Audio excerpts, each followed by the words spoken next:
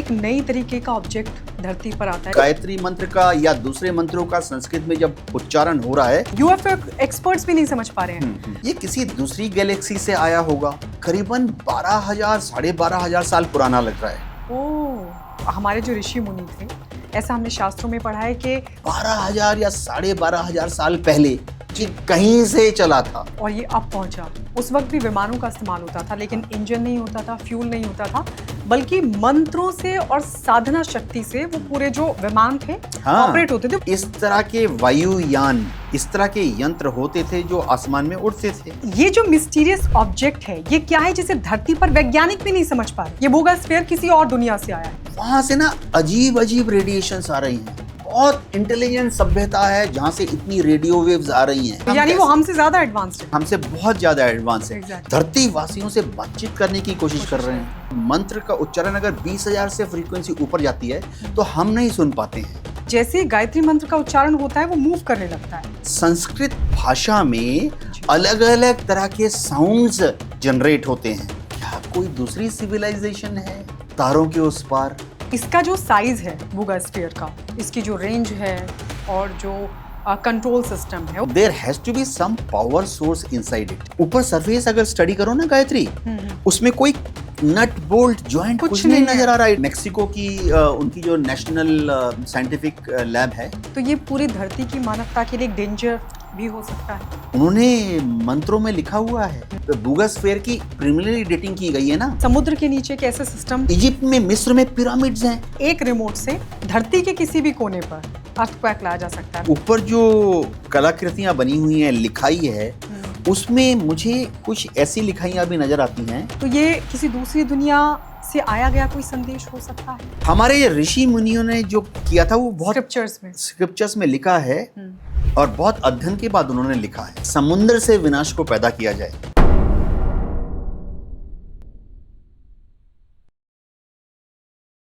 नमस्कार, स्वागत है आपका द गायत्री शर्मा पॉडकास्ट में और मैं हूं आपके साथ गायत्री शर्मा। हमने शास्त्रों में पढ़ा है कि हमारे ऋषि मुनि भी विमान से ट्रैवल करते थे। जैसे हम प्लेन, हेलीकॉप्टर से एयर ट्रैवल करते हैं, ठीक वैसे ही। लेकिन बड़ी बात यह कि ऋषियों के विमानों में कोई इंजन या फ्यूल नहीं होता था, बल्कि मंत्रों और साधना शक्ति से वो विमान ऑपरेट हुआ करते थे।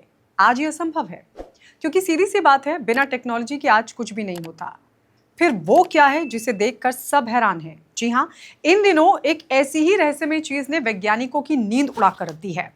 हैरानी ये है कि हमारी कोई टेक्नोलॉजी, कोई मशीन, यहाँ तक कि यूएफओ एक्सपर्ट्स भी ये बता नहीं पा रहे कि आसमान से धरती पर आया ये ऑब्जेक्ट आखिर है क्या। गायत्री मंत्र के उच्चारण से ये ऑब्जेक्ट मूव करने लगता है और मंत्र के बंद होते ही शांत हो जाता है। और तो और जिस मटीरियल का ये ऑब्जेक्ट है वो धरती पर मौजूद ही नहीं है। तो फिर ये रहस्यमय चीज द बोगास्फीयर आखिर है क्या? क्या ये दूसरी दुनिया से आया कोई ऑब्जेक्ट है? क्या ये कोई मैसेज लेकर आया है धरती पर?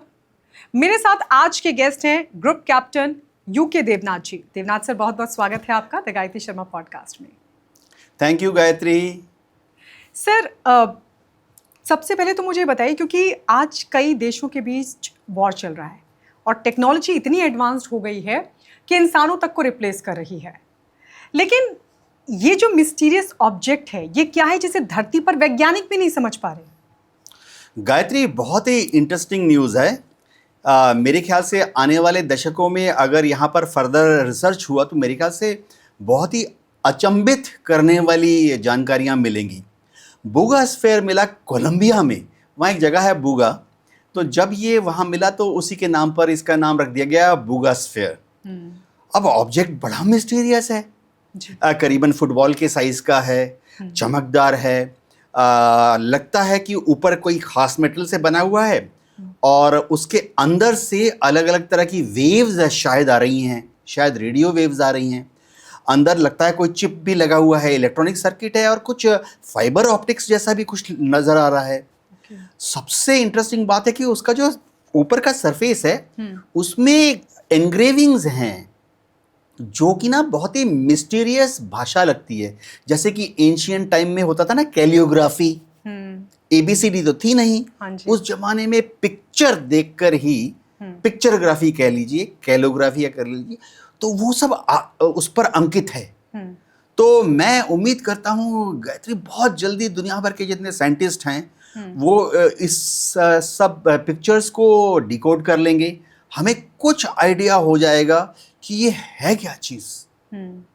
मैंने सुना है कि जैसे कि वीडियो भी बहुत सर्कुलेट हो रहा है, उस वीडियो को आपने भी देखा होगा, गायत्री मंत्र का उच्चारण हो रहा है और जैसे ही गायत्री मंत्र का उच्चारण होता है वो मूव करने लगता है।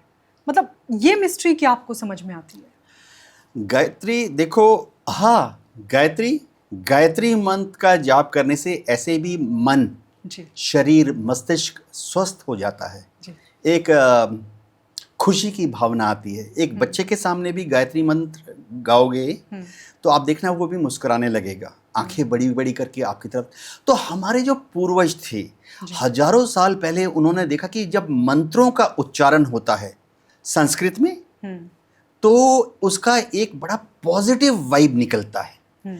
ये तो जब ब्रिटिशर्स इंडिया में आए, एंथ्रोपोलॉजिस्ट लेकर आए, आर्कियोलॉजिस्ट ने जब स्टडी किया, उन्होंने देखा कि संस्कृत भाषा में अलग अलग तरह के साउंड्स जनरेट होते हैं। चाहे वोवेल अंग्रेज लोग बोलते हैं, चाहे कॉन्सोनेंट्स बोलते हैं, हम लोग बोलते हैं। चलो आम दर्शकों में बताता हूँ, हमारी जो संस्कृत भाषा है जी हम लोग तो अलग अलग तरह के संस्कृत में जब मंत्र उच्चारण करते हैं, कोई गले से आवाज निकलती है, कोई नाक से आवाज निकलती है, कोई हम दांत से या लिप्स से आवाज करते हैं, तत्ता तत्ता, मम्मा मम्मा। तो संस्कृत भाषा में एक ब्यूटी है, खूबसूरती यह है कि उसके जब उच्चारण होता है तो वाइब्स निकलते हैं। वाइब्स में दर्शकों को बता दूं, अलग अलग साउंड की फ्रीक्वेंसी होती है। तो सुनो, जैसे गायत्री समझो, हमारा जो कान है ये 20 फ्रीक्वेंसी से लेकर 20,000 फ्रीक्वेंसी तक सुन सकता है। My God. तो क्या क्या होता है, जैसे अगर कोई साउंड वेव है, वैसे दर्शकों को बता दूं, साउंड वेव की फ्रीक्वेंसी अगर 20 से कम है उसको हम लोग नहीं सुन पाते हैं। लेकिन साइंटिफिक इंस्ट्रूमेंट और कुछ जानवर उसको कैप्चर कर लेते हैं। इसी तरह से गायत्री, जब अगर साउंड की फ्रीक्वेंसी, संस्कृत में एक मंत्र उच्चारण कर रहे हैं और मंत्र का उच्चारण अगर 20,000 से फ्रीक्वेंसी ऊपर जाती है तो हम नहीं सुन पाते हैं। अच्छा। लेकिन साइंटिफिक इंस्ट्रूमेंट या कुछ जैसे डॉग, कुत्ता, बिल्ली, ये 20,000, 30,000, 40,000 की फ्रीक्वेंसी सुन लेते हैं। तो मेरा दृढ़ विश्वास है कि जब बूगा स्फेयर के सामने हम संस्कृत में इन मंत्रों का उच्चारण कर रहे हैं, उससे जो एनर्जी निकल रही है, उसकी जो फ्रीक्वेंसी है, उससे उसके अंदर जो सर्किट है, इलेक्ट्रॉनिक सर्किट चिप लगा हुआ है, वो एक्साइटेड हो जाता है। फिजिक्स में हम बोलते हैं कि to excite the electron, to excite a circuit, यानी वो सर्किट काम करने लगता है। मेरे ख्याल से, मैं यकीन करता हूं दिल से, पूरा विश्वास है, दृढ़ विश्वास है कि गायत्री मंत्र का या दूसरे मंत्रों का संस्कृत में जब उच्चारण हो रहा है, वो एनर्जी उस डिवाइस के अंदर जा रही है और डिवाइस रिस्पॉन्ड कर रहा है। ये सरप्राइजिंग भी है, बहुत सरप्राइजिंग है, कमाल की बात है। मेरे ख्याल से हम में से, हम देखो गायत्री, कुछ लोग ऐसे भी होंगे जो कि शायद इस पे यकीन नहीं करेंगे। ठीक है, दुनिया में सब तरह के लोग होते हैं, मानसिकता होती है। कुछ लोग हर चीज़ के लिए साइंटिफिक एविडेंस मानते हैं जी।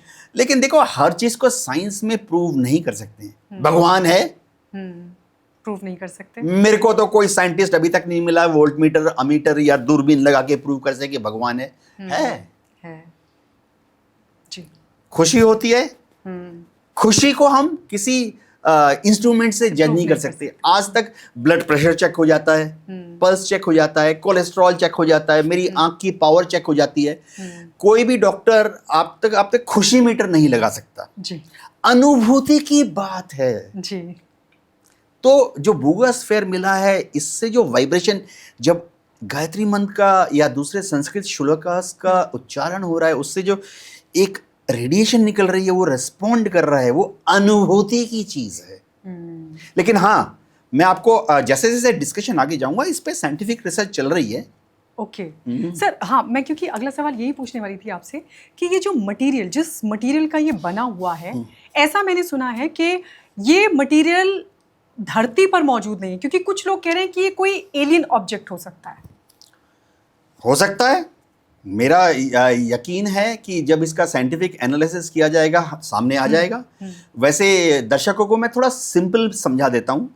मटेरियल्स की बात कर रहे हैं, देखिए काफ़ी तरह के एलिमेंट होते हैं, पदार्थ होते हैं। जैसे हम बोलते हैं लोहा होता है, तांबा होता है, कॉपर होता है, सिल्वर होता है ना, नाइट्रोजन होता है, ऑक्सीजन होता है।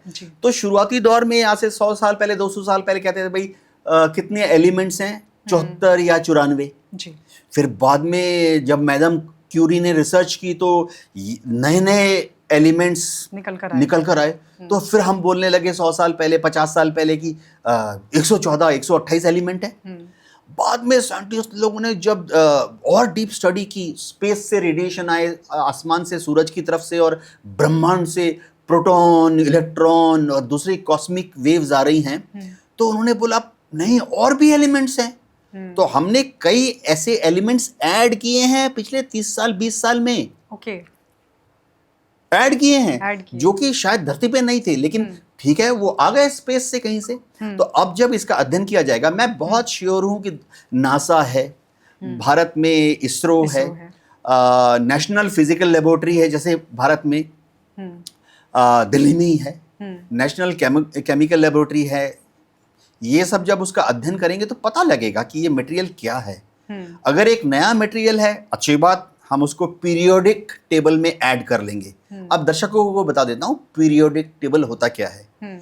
जितने भी एलिमेंट्स है ना, ऑक्सीजन हो, नाइट्रोजन हो, कार्बन डाइऑक्साइड, इन सबको उनकी प्रॉपर्टीज के हिसाब से, एक टेबल बनाया गया है। तो अगर ये एक न्यूली आइडेंटिफाइड मटेरियल मिलता है, पीरियोडिक टेबल में ऐड हो जाएगा। दूसरी बात है, हो सकता है मिक्सचर हो, मिश्रण हो।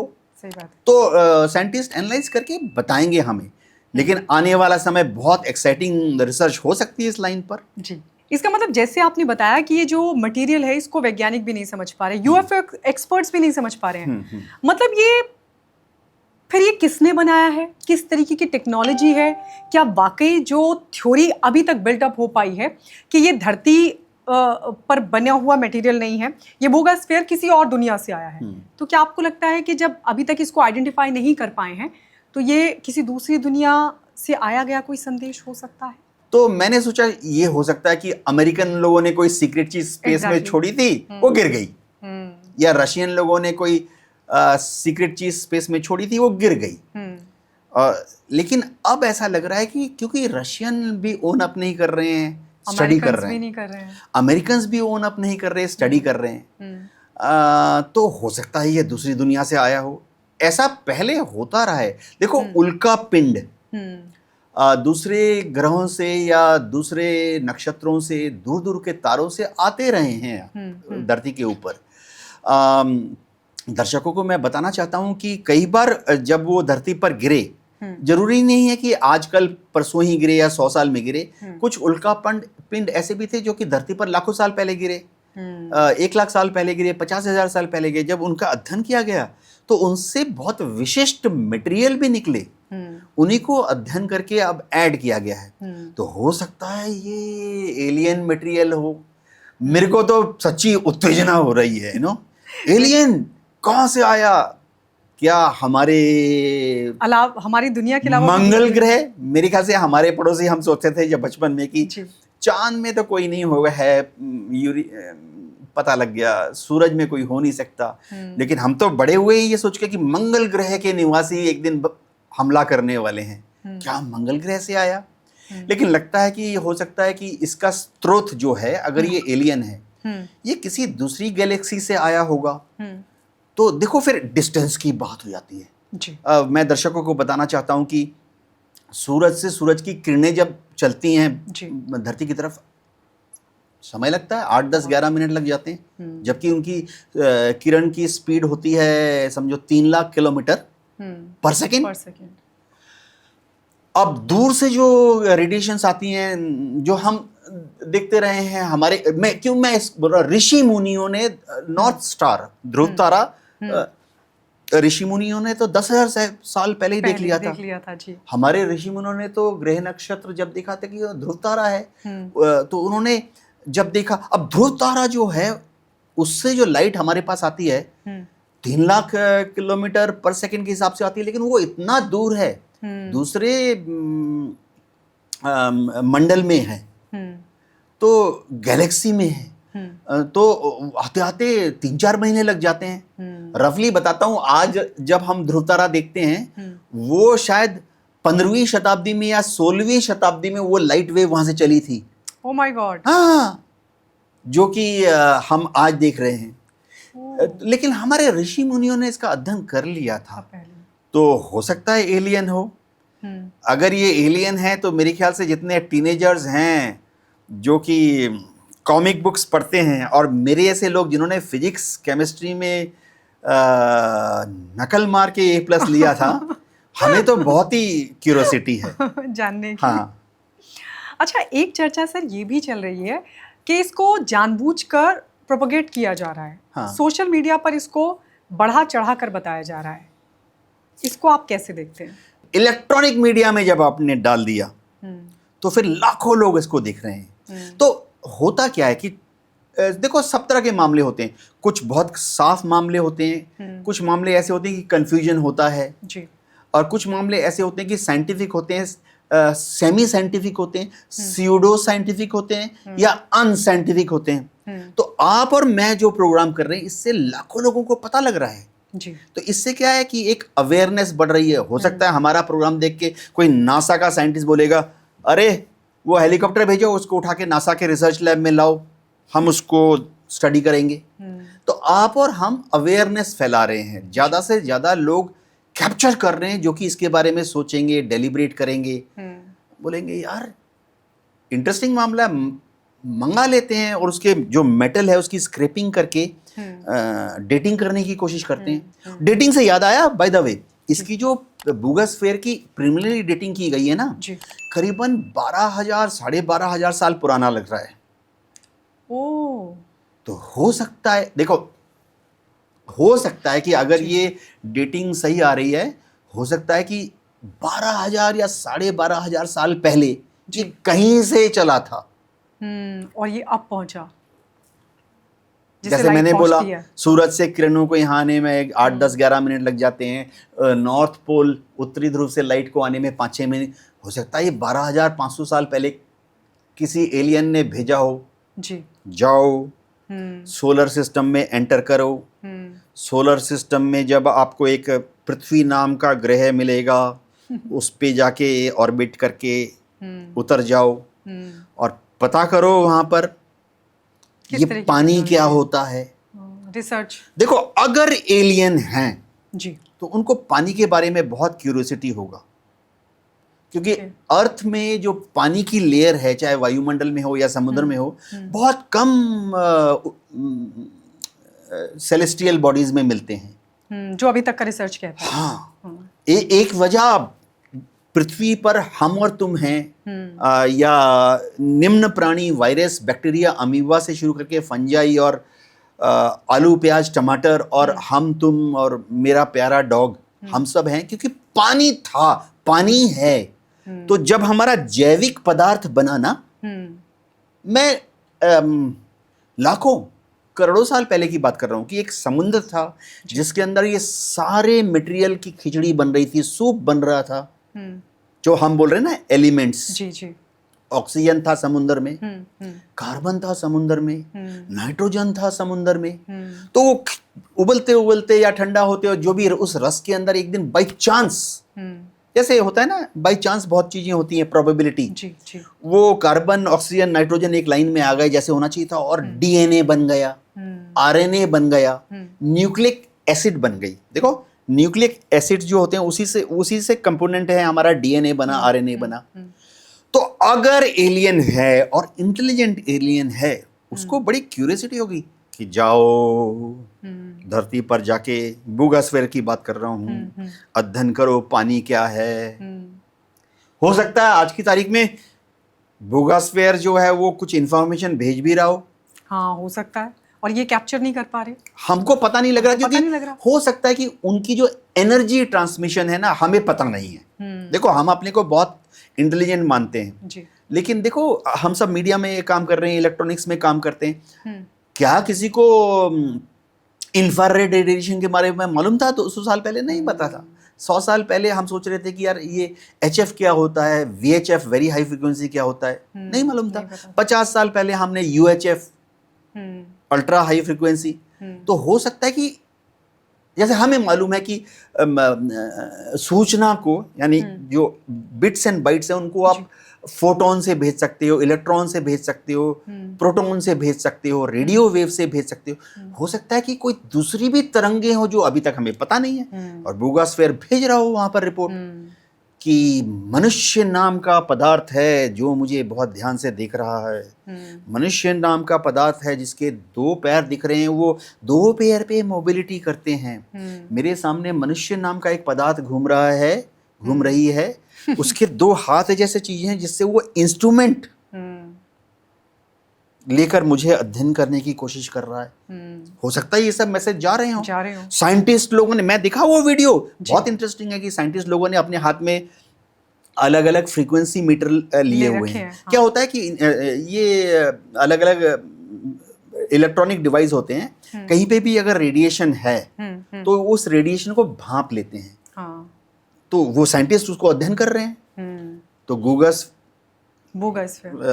हो सकता है बूगा जो है वो उसको अध्ययन कर रहा होगा और रिपोर्ट दे रहा होगा, लेकिन हमें इस पे बहुत सोच समझ के साइंटिफिक पॉइंट ऑफ व्यू से आगे बढ़ना पड़ेगा। मैं चाहता हूं कि साइंटिफिक कम्युनिटी दुनिया भर में, चाहे वो कहीं पर भी हो, भारत, जापान, इजराइल अग्रणी हैं, हमको इस पूरे को अच्छी तरह से अध्ययन करना पड़ेगा फिजिक्स, केमिस्ट्री के हिसाब से।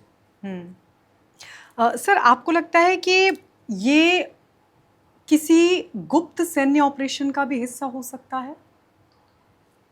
हाँ, चलो प्रोपेगेट करने की कोशिश की गई हो कि भाई कोई नहीं इसको समझ पा रहा है, क्योंकि जैसे कि मैंने सुना है एक नैनो डिवाइस के जरिए भी आजकल बहुत जासूसी का खेल चल रहा है।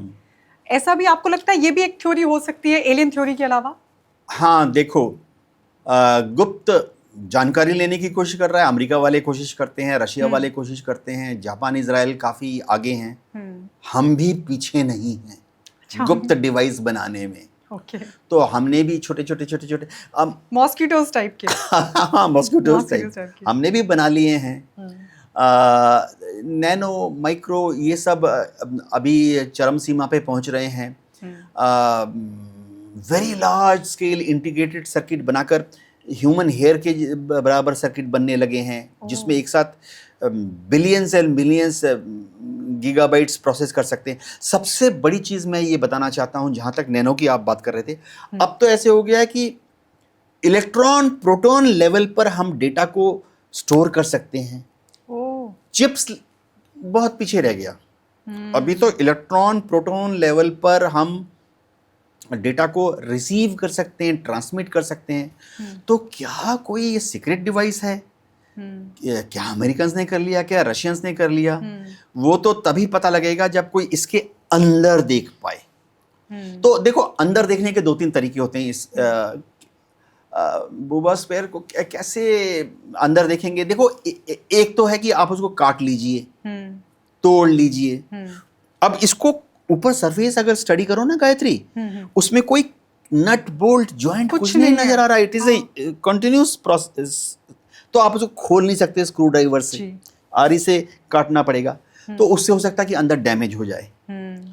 तो आमतौर पे शुरुआती दौर में एक शब्द इस्तेमाल करते हैं सारे साइंटिस्ट और engineers, NDT, non destructive testing. उसमें अब फुटबॉल के बराबर है, शायद मेटेलिक है, बिना उसको काटे, बिना उसको तोड़े, बिना उसको खोले, बाहर से अलग अलग रेडिएशन भेजी जाती है इसकी तरफ।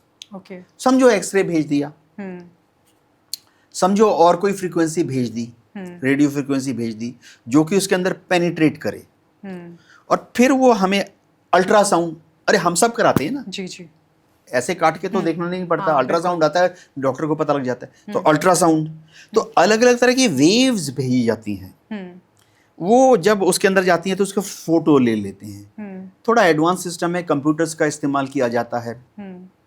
उससे बिना इसको तोड़े हुए काटे हुए हमें कुछ आइडिया हो सकता है कि अंदर क्या है, लेकिन उसके लिए इसको एक प्रॉपर फिजिक्स या केमिस्ट्री लैब में लाना पड़ेगा नॉन डिस्ट्रक्टिव टेस्टिंग के लिए। तो साइंटिफिक कम्युनिटी हमारा प्रोग्राम देखकर आ जाएगी, बोले कहाँ है गायत्री, बताओ गायत्री, मेरे लैब को एक हफ्ते के लिए अध्ययन करने के लिए दे दो प्लीज। लेकिन फिर सर ये भी सवाल खड़ा होता है कि अगर मान लीजिए इसका अगर एक किसी सीक्रेट ऑपरेशन का हिस्सा भी है, तो फिर इतना बड़ा बनाने की जरूरत क्या है? जैसे कि आपने बताया कि एक बाल के जितनी भी इलेक्ट्रॉन प्रोटॉन के जरिए भी हम इंफॉर्मेशन ट्रांसमिट कर सकते हैं, रिसीव कर सकते हैं, तो फिर इसकी जरूरत क्या पड़ी? फिर वही एलियन थ्योरी को और स्ट्रॉन्ग करता है। देखो, रूस के पास, अमेरिका के पास, चीन के पास स्पाइंग करने के बहुत तरीके हैं। हाँ। तो ऐसा विजिबल स्पाइंग शायद वो नहीं करने की कोशिश करेंगे, क्योंकि ऑब्वियस हो जाता है। हाँ। तो जैसे कि ये दिख गया है सबको, क्या कोई दूसरी सिविलाइजेशन है तारों के उस पार, गैलेक्सी के उस पार, ब्रह्मांड के उस पार? हम बात करते हैं गैलेक्सी, सुपर गैलेक्सी, नोवा, सुपरनोवा, पता नहीं एक के पीछे 0 लगाते रहो उतने लाइट ईयर्स दूर। वैसे मैं दर्शकों को बता दूं, एक लाइट ईयर क्या होता है जी। लाइट 1 सेकंड में चलती है 3 लाख किलोमीटर, तो वो 1 साल में कितनी दूर चली जाएगी, उसको कहते हैं एक 1 लाइट ईयर। तो कुछ तो नोवा, सुपरनोवा, जब तक हमें आइडिया हुआ है अभी तक लाखों लाइट ईयर्स दूर। तो क्या वहां से कोई भेज रहा है स्पाइंग के लिए? अब अगर उन्होंने भेजा है तो उनको बहुत ही इंटेलिजेंट सभ्यता होना पड़ेगा। ऐसा नहीं है कि लाखों लाइट ईयर्स दूर कोई ऐसे, क्योंकि हम तो नहीं जा पा रहे हैं, हम नहीं जा पा रहे, हाँ, हम नहीं जा पा रहे। तो यानी वो हमसे ज्यादा एडवांस्ड है, हमसे बहुत ज्यादा, अगर किसी कर रहे हैं हमसे बहुत ज्यादा एडवांस है। Exactly. देखो, ऐसे भी मैं बता दूं कि एक्स्ट्रा टेरेस्ट्रियल बॉडीज को ढूंढने के लिए और पृथ्वी के अलावा और कहीं पर कोई जिंदा है क्या, उसको ढूंढने के लिए साइंटिस्ट लोगों ने दुनिया भर में बड़े बड़े एंटेनास लगाए हुए हैं। तो उसमें लाखों करोड़ों लाइट ईयर्स दूर से जो विकिरण आता है, चाहे वो रेडियो मैग्नेटिक वेव्स हों, इलेक्ट्रॉनिक वेव्स जो हम कहते हैं, इलेक्ट्रोमैग्नेटिक पल्स, या वो वहां से जैसे प्रोटॉन, न्यूट्रॉन, बोसॉन, ये सब आ रहे हैं ना, इसको वो देखते हैं साइंटिस्ट लोग। बड़े बड़े एंटीना लगाए हुए हैं, कई कुछ तो एंटीना फुटबॉल के फील्ड से भी बड़े बड़े हैं। वो कंटिन्यूसली, और साइंटिस्ट लोगों अब स्पेस में चले गए हैं, स्पेस में भी वहां से भी रिसर्च कर रहे हैं, देख रहे हैं ऊपर की तरफ। तो इन सबको एक सुपर कंप्यूटर में डाला जाता है और फिर एक एरिया ऑफ इंटरेस्ट ढूंढते हैं। यार ये वाला जो एरिया है ना ब्रह्मांड में, एरिया क्या, ये वाला पॉइंट, क्योंकि जब आप लाखों करोड़ों लाइट ईयर जाओगे, वो पॉइंट है, बिंदु की, वहां से ना अजीब अजीब रेडिएशंस आ रही हैं। तो साइंटिस्ट लोग तो ये भी देखते हैं, यार ये आता है रुकता है, आता है रुकता है, डिड डाडा फ्लैश करता है, ऑफ हो जाता है, ये क्या कोई मेरे से कोड में बात करने की कोशिश कर रहा है क्या? तो कई साइंटिस्ट हैं, कहते हैं कि बहुत इंटेलिजेंट सभ्यता है जहां से इतनी रेडियो वेव्स आ रही हैं और वो अर्थ यानी धरती वासियों से बातचीत करने की कोशिश कर रहे हैं। तू कौन है, तू कौन है, तू कौन है? हो सकता है इंटेलिजेंट सभ्यता हो। मेरा ये देखो गायत्री, एक मैथमेटिक्स में एक चीज कहते हैं कि कुछ भी इम्प्रॉबेबल नहीं है। थ्योरी ऑफ प्रोबेबिलिटी कहती है कि एक चीज 10 में से हो सकती है, एक चीज 100 में से हो सकती है, एक चीज लाखों में से एक हो सकता है, करोड़ों में से हो सकता है, बिलियंस ऑफ बिलियन में से हो सकता है। अब बड़ी बड़ी संख्याएं भी हैं, दर्शकों को भ्रमित नहीं करना चाहता। तो लाखों करोड़ों नहीं, अरबों खरबों में एक चांस है, चांस है लेकिन सुपीरियर हमसे 100 गुना ज्यादा बुद्धिमान, हमसे 1000 गुना ज्यादा बुद्धिमान बैठा हुआ है और पता करने की कोशिश कर रहे हैं कि धरती पर ये मनुष्य क्या कर रहे हैं। हो सकता है, प्रोबेबिलिटी है। हम हर चीज को नहीं कह सकते कि ये प्रोबेबिलिटी नहीं है। देखो हम भी तो उल्टा काम कर रहे हैं ना। आसमान में आप देखो, दूरबीन से या रेडियो टेलीस्कोप से आपको लाखों करोड़ों ग्रह नक्षत्र पता नहीं कहां से उल्का हम भी तो ढूंढने की कोशिश कर रहे हैं ना, कौन है कौन है कौन है कौन है, कोई है क्या। हम भी ढूंढने की कोशिश कर रहे हैं। हो सकता है वो भी हमें ढूंढने की कोशिश कर रहा है। और ये जो आया है ये सही टारगेट पे आया। हो सकता है कि ये हमें क्यों दे। मेरे को तो बहुत इच्छा हो रही है अभी पहुंच जाऊं वहां पर। कोलंबिया। कोलंबिया। हाँ, अभी आई बिलीव मेक्सिको की उनकी जो नेशनल साइंटिफिक लैब है, उन्होंने रुचि दिखाई है इसको। और रिसर्च करना। उन्होंने कहा है कि वो इस पर और रिसर्च करना चाहते हैं। मैं उम्मीद करता हूं कि ये वास्तव में कोई एलियन ऑब्जेक्ट है या कोई मिस्चीफ मॉन्गर कुछ नहीं कर रहा।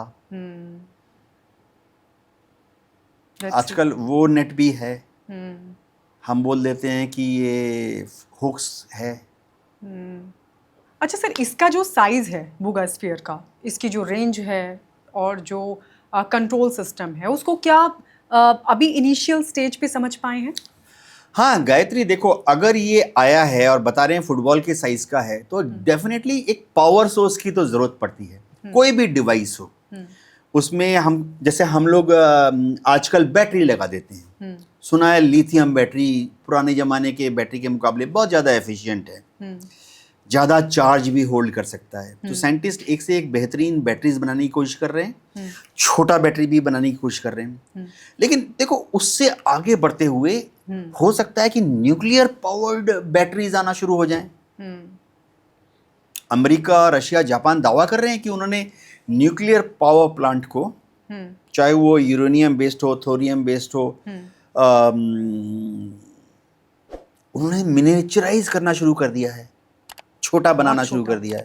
रशिया तो बोल रहा है ना कि पुतिन ने बोला उन्होंने एक क्रूज मिसाइल बना ली है, और क्रूज मिसाइल में एज ए पावर प्लांट उन्होंने न्यूक्लियर पावर प्लांट लगा दिया है, छोटा बना लिया है। तो अब अगर ये आया है बुगास्फीयर, तो इसके अंदर एक पावर डिवाइस की तो जरूरत पड़ेगी। क्या वो न्यूक्लियर डिवाइस है इतना छोटा जो कि उसके अंदर फिट किया गया है? क्योंकि एक पावर तो चाहिए, कहीं से आया है, रहेगा। कहीं से आया है। अब उसके अंदर इलेक्ट्रॉनिक सर्किट है, वो बाहर से इंफॉर्मेशन रेडियो वेव्स अपने मास्टर से, अपने कंट्रोलर से रिसीव कर रहा है, प्रोसेस कर रहा है, फिर हमारे, तुम्हारे और धरती के बारे में अगर कुछ डेटा गैदर कर रहा है, उसको फिर से प्रोसेस करके ट्रांसमिट कर रहा है अपने मास्टर को। पावर चाहिए।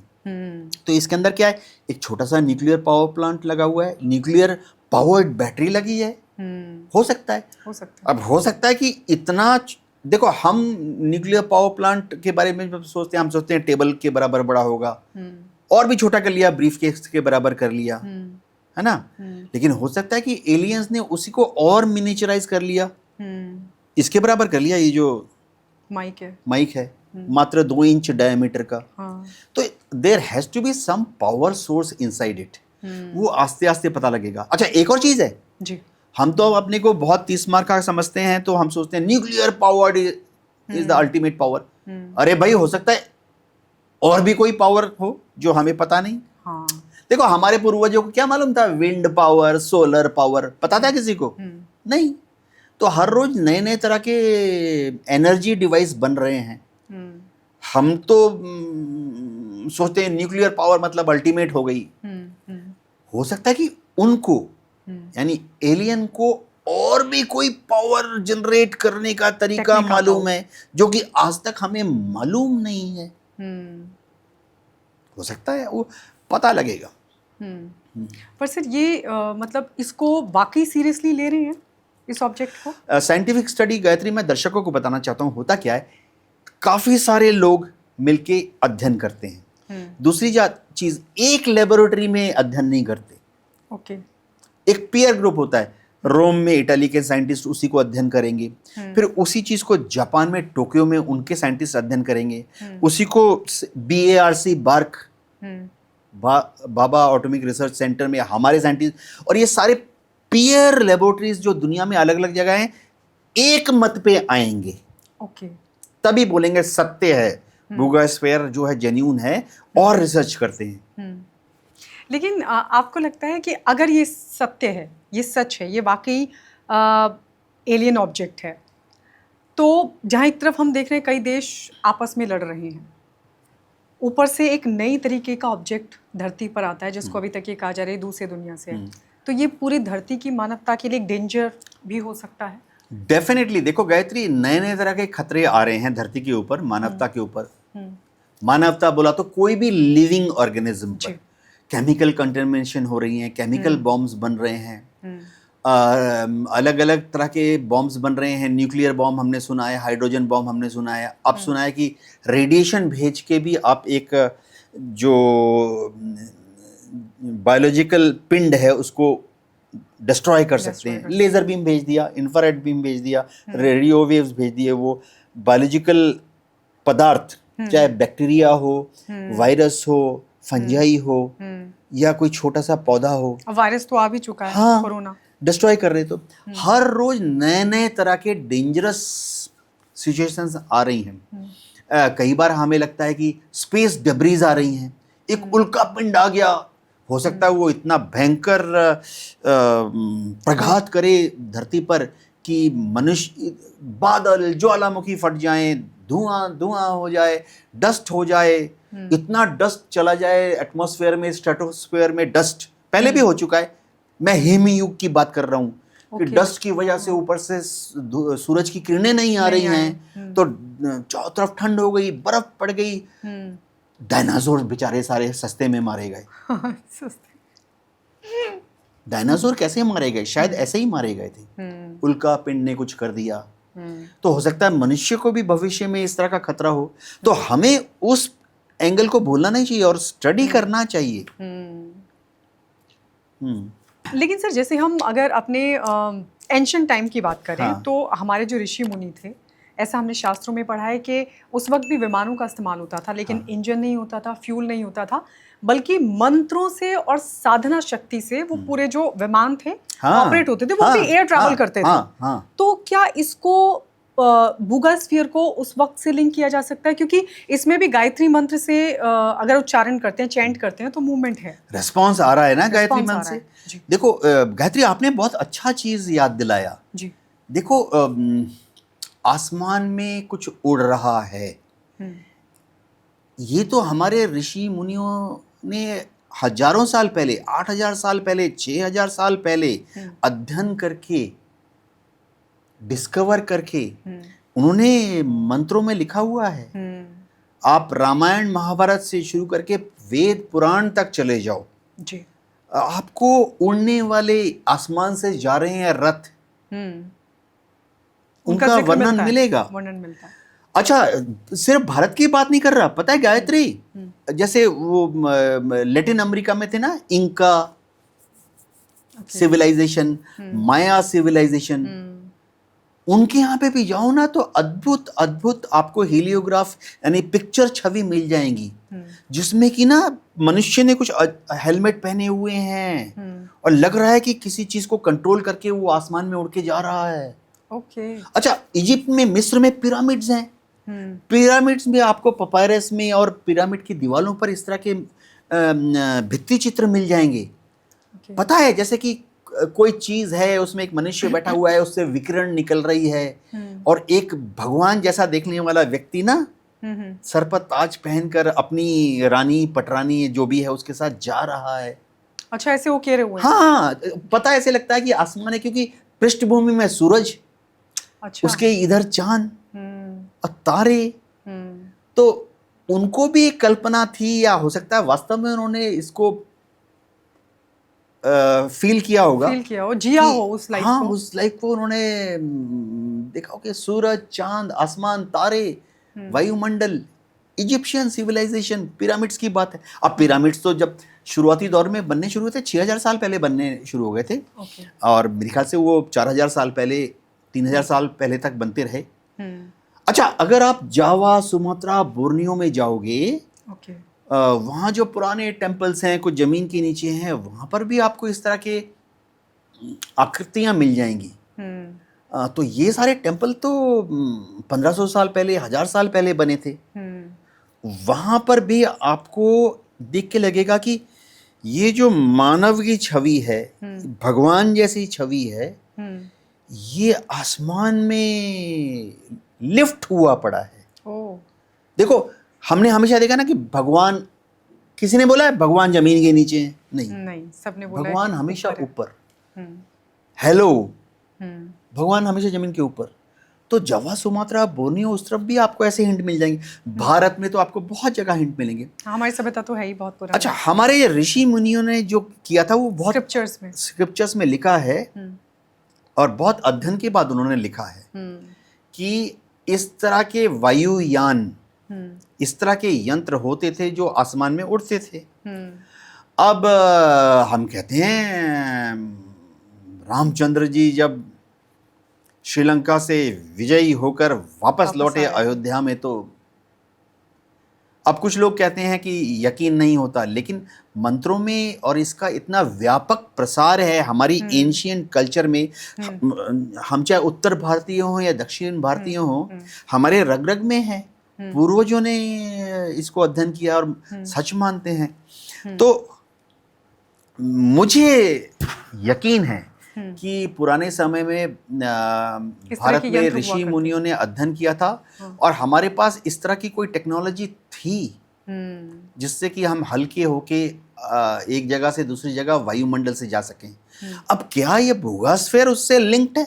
हो सकता है। देखो, भूगास्फीयर में कुछ तो ऐसी प्रॉपर्टीज हैं जो कि मुझे लगता है कि उड़ने में या अंतरिक्ष में जाने के लिए मदद करेंगी। एक तो छोटा सा डिवाइस है, हल्का है, वेट कम है। दूसरा है कि उसमें कुछ तो एनर्जी सोर्स है, क्योंकि उस एनर्जी सोर्स की मदद से ही तो वो कहीं से आया हुआ है और अभी भी एक्टिवेटेड है। दूसरी है भूगास्फीयर में ऊपर जो कलाकृतियां बनी हुई हैं, लिखाई है, उसमें मुझे कुछ ऐसी लिखाइयां भी नजर आती हैं जो कि शायद खगोलीय घटनाओं को दिखा रही हैं। अच्छा। एक विकिरण जा रहा है, एक कुछ रिफ्लेक्शन हो रहा है, एक कुछ है जो कि वेव टाइप बना हुआ है। तो डेफिनेटली उसमें एक उड़ने वाली प्रॉपर्टीज हैं। अब ये क्या, जैसे हम सोचते हैं कि हवाई जहाज वाला, जैसे हम सोचते हैं ना प्रोपेलर है, रोटर है, लिफ्ट हो गया, ड्रैग हो गया, हवाई जहाज, हेलीकॉप्टर, क्या ऐसा वाला डिवाइस है? वो शायद नहीं है। ये मेरे ख्याल से अगर उड़ने वाला डिवाइस होगा, ये कैसे होगा कि जिसको हम बोलते हैं कि किसी भी चीज को फेंको तो वो जाता है, उड़ता है, थोड़ी देर के बाद नीचे गिर जाता है, ग्रेविटी की वजह से नीचे आ जाता है। तो हम इसको बैलिस्टिक ट्रैजेक्टरी कहते हैं। अब हमारे साइंटिस्ट जो हैं एक सैटेलाइट को चांद की तरफ फेंक देते हैं। देखो गायत्री, ये नहीं है कि जब चांद में कोई हमारा वो जा रहा है, चंद्रयान, गगनयान, तो लगातार इंजन यहाँ से चांद तक चल रहा है, नहीं, वो ऐसे ऐसे करके चांद की तरफ फेंक दिया जाता है। फिर वो बैलिस्टिक ट्रैजेक्टरी में चांद की तरफ, सूरज की तरफ, मंगल ग्रह की तरफ चल पड़ता है, फिर उसके ग्रेविटेशनल फील्ड में आकर वहां लैंड कर जाता है या गिर जाता है। तो इसमें उस तरह की प्रॉपर्टीज मुझे दिख रही हैं। पक्का। अब जैसे अगर हम अर्थ की बात करें तो टेक्नोलॉजी ही सब कुछ है, बिना टेक्नोलॉजी के तो कुछ नहीं है।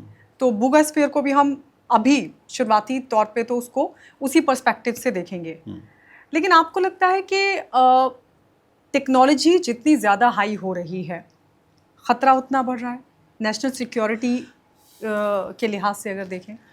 हाँ गायत्री, ये बहुत ही सीरियस सवाल है। इसमें और ज़्यादा सोच विचार की ज़रूरत है। भारत सरकार हाईएस्ट लेवल पर सोच रही है कि क्या टेक्नोलॉजी का इस्तेमाल करके, स्पेशली मिनिएचराइजेशन वाला पॉइंट ना, हर चीज़ को क्या हमारे दुश्मन अब हमारे दुश्मन है, एक पश्चिम में बैठा हुआ है, एक उत्तर में बैठा हुआ है। क्या वो मिनिचराइजेशन का इस्तेमाल करके हमारे ऊपर कुछ खुराफाती एक्शन करने जा रहे हैं? हम पर सर्विलेंस कर रहे हैं, हमारे बारे में डेटा जमा कर रहे हैं, या हो सकता है भविष्य में हमें नुकसान पहुंचाने की मिनीचर चीज़ों का इस्तेमाल करके वो काइनेटिक या नॉन काइनेटिक दोनों तरह की हमें इंजरी दे सकते हैं।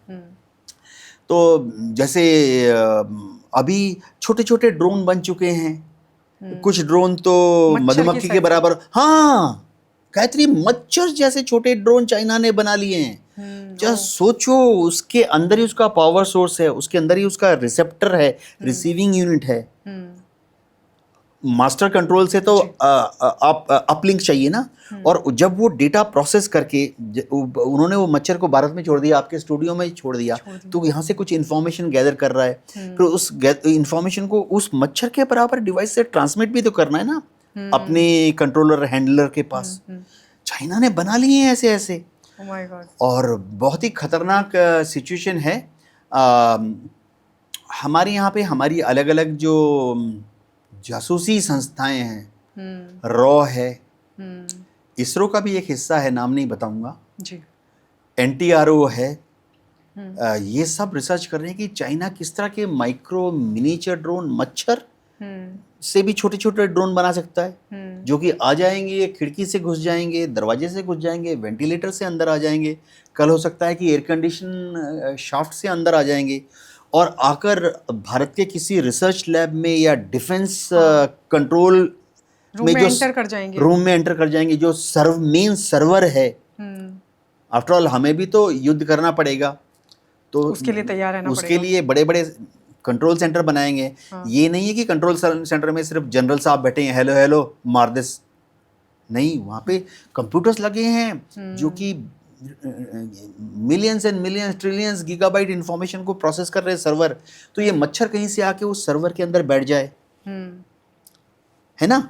हो सकता है कि चाइनीज वाले सोच रहे हो यार कि ये इंडिया का जो डिफेंस वाला सेटअप है या सेंसिटिव है, हम लोग वाइटल एरिया, वाइटल पॉइंट बोलते हैं, वो अंडरग्राउंड है, तो स्पेस से उनको वहाँ एक्सेस नहीं मिल रही है।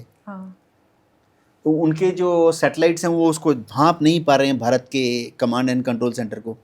तो हो सकता है वो मच्छर को, या मच्छर से भी छोटा एक भेज दें, वो अंडरग्राउंड कमांड एंड, जाहिर बात है अंडरग्राउंड है तो एयर कंडीशनिंग सिस्टम होगा जी, क्योंकि नीचे चाहे मनुष्य हो, सांस लेना है, चाहे इलेक्ट्रॉनिक डिवाइस हो, सर्वर्स हैं, इन सबको टेम्परेचर कंट्रोल्ड एटमॉस्फेयर में रखना पड़ता है ना। तो वो आके वहाँ बैठ जाए, उसके अंदर उसको स्वाहा इलेक्ट्रॉनिकली या फिजिकली डैमेज कर दे। एक सर्वर में तो वो मच्छर छोटा सा एक्सप्लोड भी करेगा ना, उसके 2 चिप गए तो गया पूरा सर्वर। तो हो सकता है चाइनीज ऐसा कर रहे हैं, कर सकते हैं। तो हमें नजर रखनी पड़ेगी। मैं उम्मीद करता हूं कि भारत सरकार में जो बड़े बड़े अफसरान हैं, साइंटिस्ट हैं, इंजीनियर्स हैं, टेक्नीशियंस हैं, वो इस तरफ, श्री अजीत डोभाल इसके बारे में सोच रहे हैं। मैं दर्शकों को बता दें, अगर आपके आसपास भी कोई मच्छर अगर घूम रहा है, वो सामान्य नहीं भी हो सकता, तो ये लेकिन ये पकड़ में तो आते होंगे। अभी सिर्फ बनाए हैं चाइना ने सर, या फिर उनका इस्तेमाल भी वो कर रहा होगा? क्योंकि अगर बना लिए हैं तो फिर इस्तेमाल भी हो रहा होगा। देखो, हमें ओपन सोर्स इंफॉर्मेशन मिलती है जी, और कुछ ओपन सोर्स का मतलब क्या है, जैसे हमारे साइंटिस्ट हैं या हमारे स्पाई मास्टर हैं, श्री अजीत डोभाल ने ट्रेन किया हुआ लोगों को, खुद भी स्पाई थे। तो हमारे एक्सपर्ट्स हैं जो कि Dubai, Hong Kong, Singapore, Honolulu, world में घूमते रहते हैं और इस तरह के डिवाइस को खरीदते रहते हैं। ओके, स्टडी के लिए कई जगह they are available for some. उसको स्टडी करके हमें पता लग जाता है कि ये किस देश में बना है और उस देश की थॉट प्रोसेस किस तरफ जा रही है। ताइवान में बना हुआ है, तो इस जाहिर बात है कि वो अगर ताइवान के मार्केट में बिक्री हो रहा है, ताइपेई में $10 का मिल रहा है या $150 का मिल रहा है, तो ये तो सिविलियन वाला मिल रहा है। उसका जो मिलिट्री वर्जन है एडवांस्ड, वो तो और ज्यादा छोटा, और ज्यादा पावरफुल, और ज्यादा खतरनाक, और ज्यादा सीक्रेट होगा। हम जज करते रहते हैं। हम्म, तो दुश्मन की मिलिट्री कैपेबिलिटीज कितनी है? अब आपने बताया मच्छर, हम्म, तो जाहिर बात है कि अगर वो एक मैकेनिकल मच्छर है हम्म, तो लाखों की तादाद में तो आएंगे नहीं, हिंदुस्तान में हजारों की तादाद में नहीं आएंगे, 4, 6, 8, 10 आएंगे। अब वो मनुष्य के पास भी नहीं भटकेंगे, हम्म, क्योंकि अगर उन्होंने उतना मिनिएचराइजेशन कर लिया तो उसको इतनी इंटेलिजेंस तो दे ही दी है कि स्टे अवे फ्रॉम इनविजिबल हो जाए वो इनविजिबल, मनुष्य के आंख से ओझल हो दूर, जाए। मनुष्य के कान से दूर, हाँ, look for any electronic device, से अपने आप स्टे अवे हो जाए। Look for a main server, hmm, cryogenic system, hmm, super crayon system, hmm, and move towards that. Hmm, तो हमें तैयार रहना पड़ेगा। ये सब चीज़ें अभी भी शायद हमें पता नहीं है, हम पता लगाने की कोशिश कर रहे हैं। शत्रु चाहे पश्चिम में हो हम्म, या उत्तर में हो। अच्छा, कई बार ना फ्रेंड्स भी आपसे फ्रेंडली स्पाइंग करते हैं। ओ, ये मत सोचो कि रशियन केजीपी बहुत अच्छे हैं, दूध हाँ, के दिले हैं, ये अमेरिका डोनाल्ड ट्रंप तो मेरा हाँ, दोस्त है ना, हाँ, CIA वाले तो मेरी जेब में बैठे। नहीं, हम्म, वो भी जानना Spying चाहते हैं कि भारत में ऊंट किस करवट बैठ रहा है। हम्म, तो हमारी फ्रेंडली कंट्रीज भी हम पर स्पाइंग करती हैं। हम्म। स्पाई खतरा तो वर्सेस बहुत स्पाई। बड़ा है फिर। देखो, सीरियस सब्जेक्ट है, लेकिन हल्के फुल्के में बताना चाहता हूँ। जी। आपकी दोस्त भी तो जानना चाहती है ना कि आप कौन सा वाला लिपस्टिक यूज़ कर रहे हो। हम्म, मैं भी बोलता हूँ, भला उनके बालों की सफ़ेदी मेरे हाँ, सफ़ेदी से बढ़िया क्यों?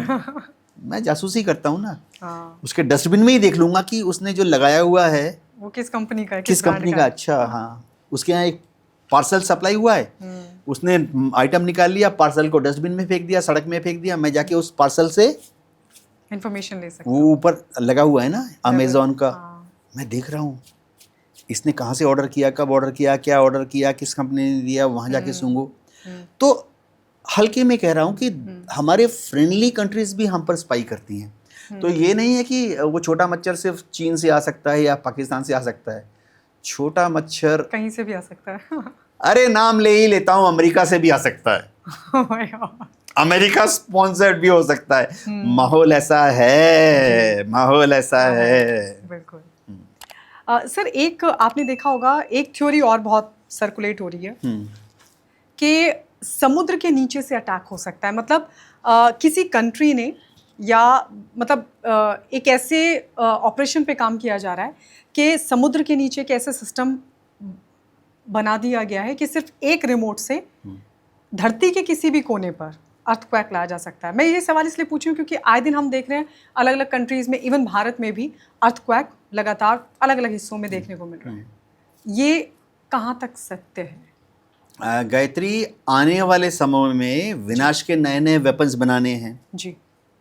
ये भी एक लाइन है जिस पर लोग काम कर रहे हैं कि समुद्र से विनाश को पैदा किया जाए। तो आप समुद्र के नीचे एक न्यूक्लियर डिवाइस लगा दीजिए, बड़ा धमाका कीजिए, उससे जो मेगाटन, हंड्रेड्स ऑफ या थाउजेंड्स ऑफ मेगाटन एनर्जी निकलेगी, वो समुद्र के जमीन में उथल पुथल पैदा करेगी, उससे सुनामी पैदा होगी। वो सुनामी जब दुश्मन के कोस्टल एरिया से टकराएगी, अगर वहाँ शहर है तो बहुत डैमेज करेगी। दो तरह की डैमेज कर सकती है, एक तो सुनामी की वजह से डैमेज हो गया, दूसरा अगर वो न्यूक्लियर डिवाइस है तो वहाँ कंटेमिनेशन भी फैल जाएगा उस पानी के साथ।